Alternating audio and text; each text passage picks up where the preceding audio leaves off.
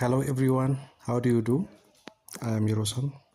So today we are going to discuss about type 1 diabetes. So in the last video, I think you remember what we have discussed. So yesterday we discussed about about glands, under glands. We saw or we discussed about exocrine and endocrine glands. The gland with its own ducts and the gland without its own ducts. When we say exocrine glands, the gland that has its own ducts. But when we say endocrine glands, the gland that has no, it is duct, so they function directly by secreting hormones directly to the blood. So also, we discussed about endocrine glands like pituitary, adrenals, thyroid, pancreatic islets, parathyroid ovaries, and their anatomical position. So, wantoota kanneen ilaallee jirra. Viidiyoo kaleessaa irratti waa'ee DM discuss gooneerra. Waa'ee DM, gosoota DM. Isa dura immoo waa'ee xannachoota, waa'ee endocrine fi waa'ee exocrine gland discuss goonee turre. Under exocrine gland xannachoota ujuma mataa ofii hin qaban jennee jirra. Endocrine gland jalatti immoo xannachoota ujuma hin qabne yookaan immoo hormoonii isaanii kallattumaan dhiigatti gadi dhiisan jennee discuss gooneerra. Endocrine gland jalatti waa'ee pituitary, waa'ee adrenal, thyroid, pancreatic islets, parathyroid ovary kanneen ilaallee jirra. Anatomically yookaan immoo iddoo uumama isaanii yookaan bakka taa'umsa isaanii tokko tokko ilaallee jirra. Waa'ee xannacha pankreesii sirriitti haasofnee jirra. Xannachi pankreesii xannacha insulinii, glucagon fi somatosaatiin maddisiisuu jennee discuss gooneerra. So on yesterday video also we discussed about pancreas. Pancreas produce or it contain or it has 3 type of cells: beta cell, alpha, gamma. Beta cell produce insulin, lower blood glucose level. Glucagon alpha produce glucagon, raise blood glucose. The other one is under gamma, somatostatin inhibits production other hormones. So we discussed about pancreas on yesterday video. Also we saw or we discussed about physiology of insulin. So today directly we head to type 1 diabetes mellitus. So if you remember yesterday or on yesterday video, we discussed about type of DM. We said we have type 1 DM, type 2 DM, gestational diabetes mellitus, and the other one is what? Diabetes mellitus associated with what? Other conditions or syndrome. So we have those classification of what? Diabetes. But these all different types of DM has very etiological factors, clinical course, and the treatment. We'll discuss it one by one. Type 1, type 2, gestationals, and others DM. So now let us discuss about type 1 diabetes. Kanaafuu viidiyoo kaleessaa irratti waa'ee gosoota diabetes mellitus yookaan immoo gartuulee diabetes mellitus ilaallee jirra. Kanneen keessaa type 1, type 2 jennee gestational diabetes yookaan immoo dhukkuba sukkaaraa isa keessummaa isa jennu san gestational jechuudha maal jechuudha? Gestational jechuun keessummaa yeroodhaaf kan turu akka jechuuti jechuudha. Kanaafuu gestational diabetes mellitusiin gosa dhukkuba sukkaaraa namoota ulfaa qaban irratti yookaan immoo haadholii ulfaa irratti yeroo ulfaa mul'atu jechuudha. Kanaafidha gestational wanti jedhameef.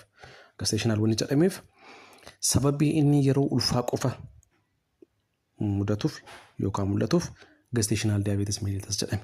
Maybe gestational diabetesiin carraan inni gara type 2 yookaan immoo gosa dhukkuba sukkaaraa gosa lammaffaa yookaan type 2 isa jennu nutti itti fufuu danda'a type 2 ta'ee jechuudha. Garuu dhukkubni sukkaaraa kun yookaan immoo gosti dhukkuba sukkaaraa kun yeroo baay'ee ulfaa wajjin wal qabateeti.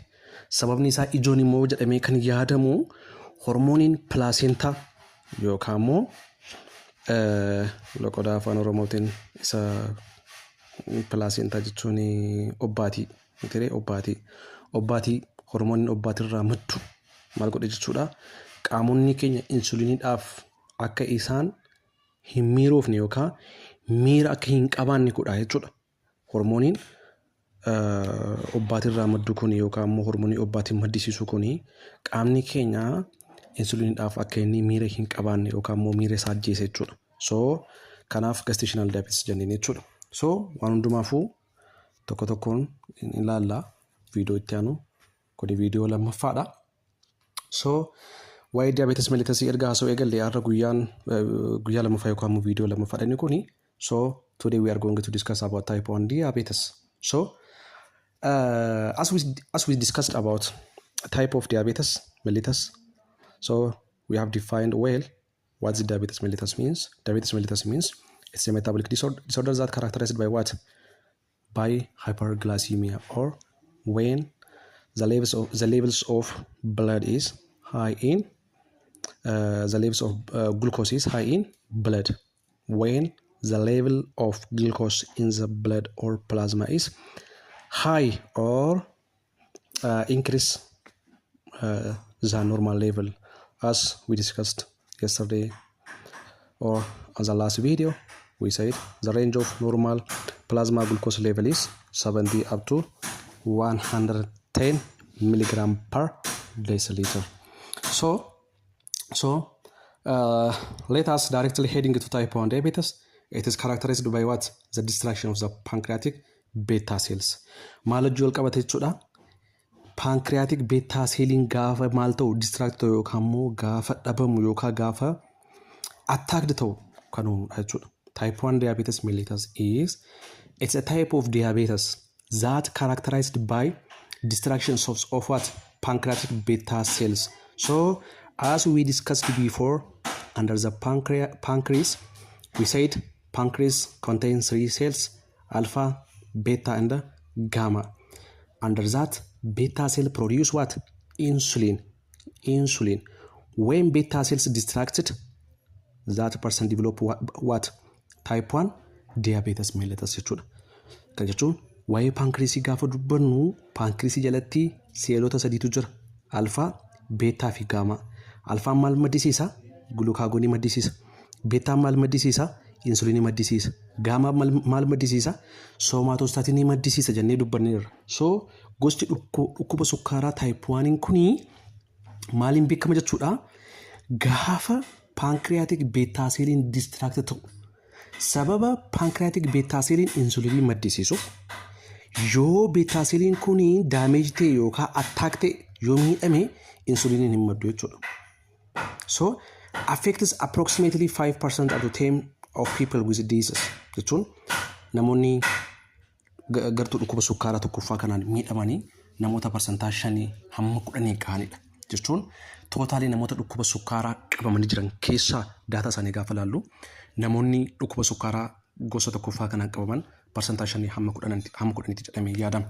So asitti wanni hubachuun nurra jiraatu tokko yoo jiraate maalidha? Gosti dhukkuba sukkaaraa tokkoffaan kuni kan inni mudatu gaafa beta cellin damage ta'u gaafa miidhamudha. Beta cellin immoo maal maddisiisa? Insuliinii maddisiisa. Beta cellin miidhame jechuun immoo insuliiniin oomishamu hin jiru. Gartuun dhukkuba sukkaaraa gosa tokkoffaa kun maal wajjin qabate jechuudha? Oomishni insuliiniidha dhabamuu yookaan addaan cituu wajjin wal qabataa jechuudha. So it is characterized by an acute onset, usually before 30 years of age. Gosti dhukkuba sukkaaraa tokkoffaa kun maaliin characterized ta'a yookaan maaliin beekama gaafa jennu mallattooleen isaa acute jechuun dafanii mul'atu. Namni dhukkuba sukkaaraa gosa tokkoffaa qabu kun mallattoon dhukkuba sukkaaraa rifee irratti mul'ata jechuudha. Mallattoo dhukkuba sukkaaraa booda irratti discuss goona. Dafanii irratti mul'atu. So type 1 diabetes mellitus is characterized by an acute onset, usually before 30 years of age. So the person who developed type 1 diabetes mellitus manifests what or has the sign and the symptoms acutely. He developed sign and the symptoms acutely. Sign and the symptoms yookaan mallattoolee dhukkuba sukkaaraa gosa tokkoffaa kan dafee mul'ata irratti mul'ata jechuudha. Namoonni dhukkuba sukkaaraa gosa tokkoffaa kanaan qabaman yeroo baay'ee namoota umriin isaanii waggaa 30 gad ta'edha. Gosti dhukkuba sukkaaraa lammaffaan type 2 diabetes mellitus kan jennu yeroo baay'ee namoota umriin isaanii waggaa 30 ol jiran kan qabudha. Kanaafuu gosni dhukkuba sukkaaraa tokkoffaa kun maaliin gargar baa yoo jenne tokko mallattoon isaa baay'ee saffisaadha. Ariifannaadhaan mul'ata yookaan immoo dafii irratti mul'ata. Turtii yeroo uumamaa waan tokko iyyuu hin kennuuf jechuudha. Maaliif sababa guutumaan guutuutti oomishni insuliinii qaama keenya keessaa dhabamuuf hammi sukkaara dhiiga keenya keessaa maal jechuudha dafee ol ka'a. Kana jechuun immoo mallattoon dhukkuba sukkaaraa dafanii mul'atu jechuudha. Namoonni umriin isaanii waggaa 30 gad ta'edha yeroo baay'ee kan irratti mul'atu gosti dhukkuba sukkaaraa tokkoffaa kun jechuudha. There is also what evidence of autoimmune response type 1 diabetes jechuun yeroo baay'ee kan yaadamu autoimmunity yookaan immoo madinummaan qaama keenya inni uumamaa maal godha jechuudha beetaa seelii kana attack godha. Beetaa seelii attack godha. So autoimmune response inni jira jechuudha type 1 diabetes keessatti. Also the events that lead to beta cell destruction are not fully understood jechuun wantoonni akka beetaa seeliin kuni yookaan pancreatikiin seeliin beetaa seelii pancreatikiidhaa kun maaliin akka inni damage ta'u wanti beekamu hin jiru. Yeroo baay'ee autoimmune yookaan immoo madinummaan keenya inni uumamaa waan kana attack godha jedhamee yaadama garuu amma ammatti wanni beekamee hin jiru. Inni kan biraa combined genetic sanyii wajjin wal qabata. Gosti dhukkuba sukkaaraa tokkoffaa kuni gosa dhukkuba sukkaaraa kamiyyuu caalaa baay'ee zariidhaan yookaan immoo karaa jiiniitiin kan walitti hidhamedha jechuudha.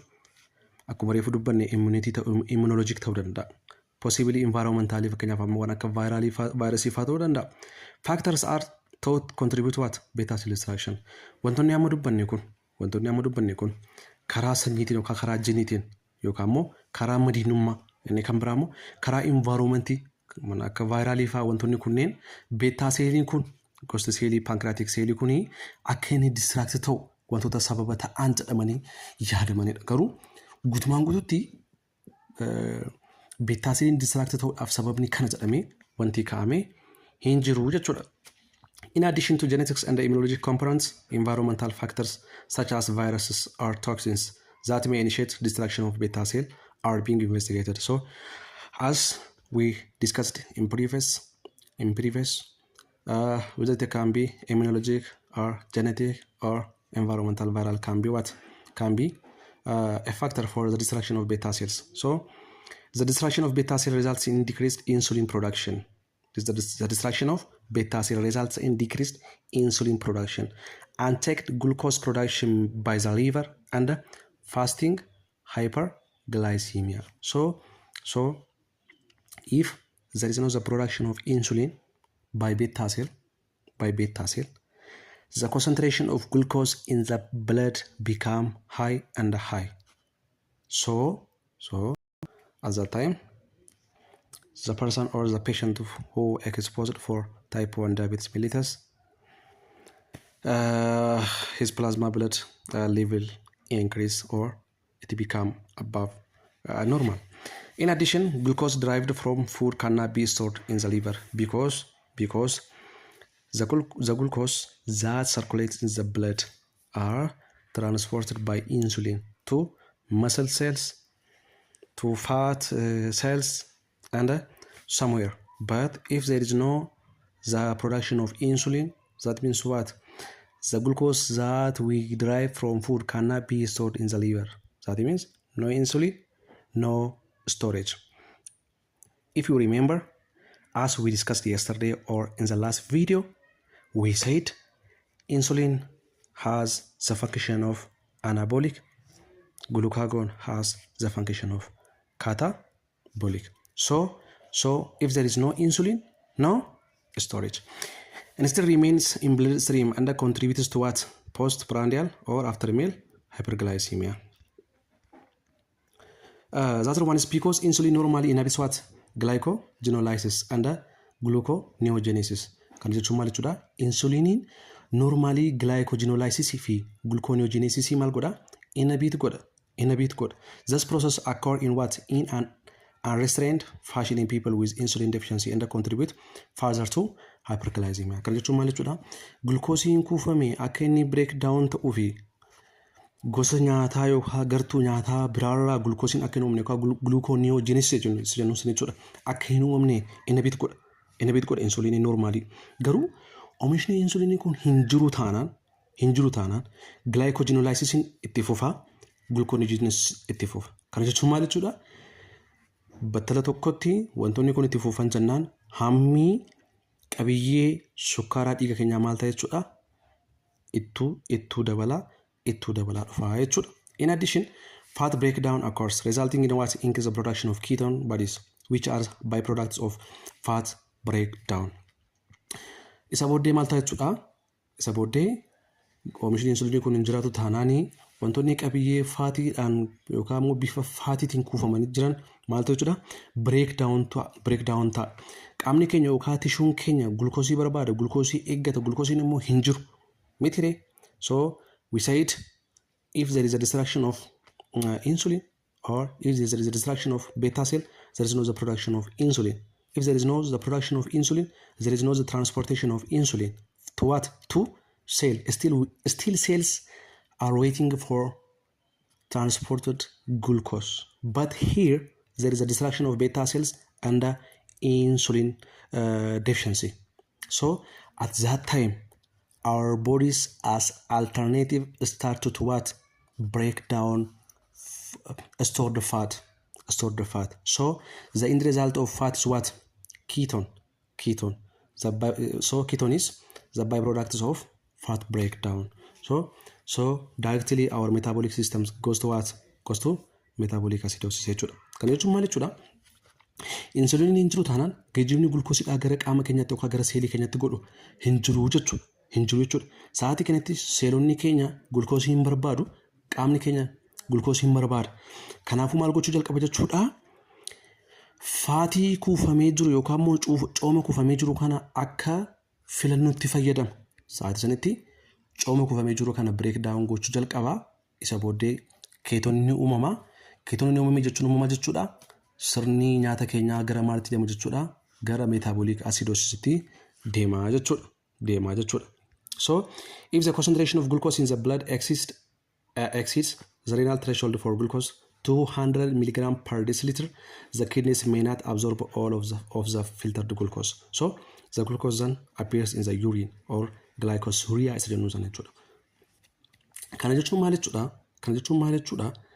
There is threshold level of the kidney kan jennutu jira. Thresholdiin 180 hamma 200 mg per deciliter.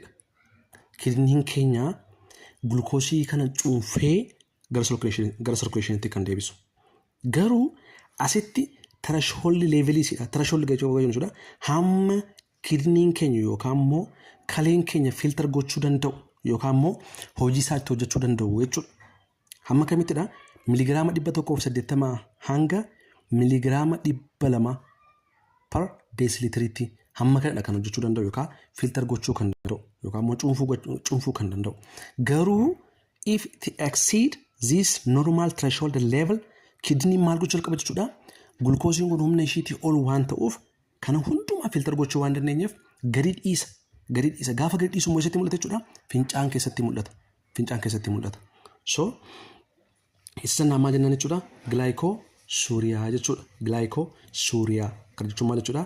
Glukoosiin gaafa fincaan wajjin dabalamee gara alatti bahu jechuudha. When excessive glucose is excreted in the urine, it is what? It is accompanied by excessive loss of fluid and electrolytes. This is called osmotic diuresis jennaan jechuudha. Kana jechuun maal jechuudha? Gulukoosiin baay'een karaa uriniitiin qaama keenya keessaa bahe jechuun gulukoosiin gaafa bahu qophaa miti kan bahu. Maaliin dabalamee ba'a? Fluidiidhaan, electrolyteidhaan dabalamee ba'a jechuudha gaafa gara alatti bahu. So isa kanaan immoo maal jennaan jechuudha? Osmotic diuresis jennaan. So when excess glucose is excreted, so please remember one thing here. If the concentration of glucose in the blood exceeds the renal threshold for glucose 200 mg per deciliter, the kidney may not reabsorb all of the filtered glucose. The glucose then appears in the what? In the urine, glycosuria. So as I said before, the normal threshold level of kidney is 180 up to 200 milligram per deciliter. If threshold exceed more than 200 milligram per deciliter, kidney cannot or may not reabsorb all of this filtered glucose. Then it releases what? The glucose to urine. At that time, not only by the way glucose excreted in the urine, it is accompanied by what? Excessive loss of fluid and electrolytes. This is called osmotic diuresis. This is all about type 1 diabetes mellitus. Let us revise it one times and we directly heading to type 2 diabetes mellitus. So as we discussed in the last video, we saw types of diabetes mellitus: type 1, type 2, gestational diabetes mellitus, and diabetes mellitus associated with other conditions or syndromes. When you say in type 1 diabetes mellitus, it is characterized by the destruction of pancreatic beta cells. So, as we discussed before, pancreatic islet cells has 3 cells: alpha, beta, and gamma. So, under this, insulin is produced by pancreatic beta cells. When these beta cells, so the person directly develop what? Type 1 diabetes mellitus. That means there is no what? There is no the production of insulin. If there is no the production of insulin, there is what? There is no transportation of glucose to cells and the tissue. So affect approximately 5% to 10% of people with disease. So if we see the data of the person who develop diabetes mellitus, from all those who develop diabetes mellitus, patient with type 1 diabetes mellitus is 5% to 10%. So it is characterized by an acute onset. So the onset, so it is the signs and symptoms develop acutely in type 1 diabetes mellitus. Usually it appears before 30 years of age. There is also evidence of autoimmune response in type 1 diabetes. So most of the time, the main reasons of type 1 diabetes mellitus, or the reason for the destruction of beta cell, is autoimmune.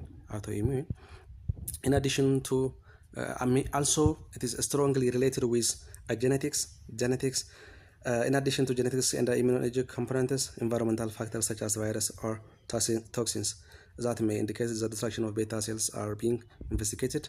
Those factors are the reason for the destruction of beta cells. But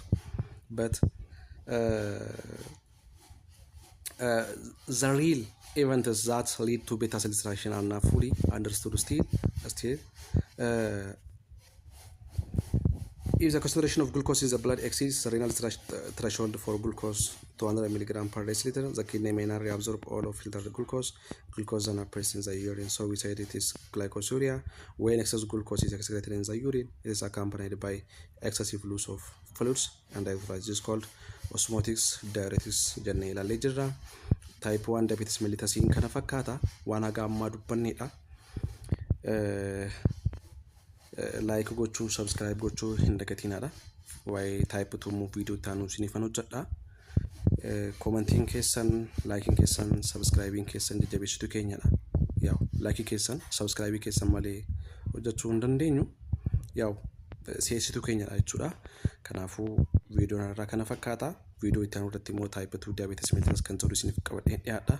Yeroo gaarii qabadha.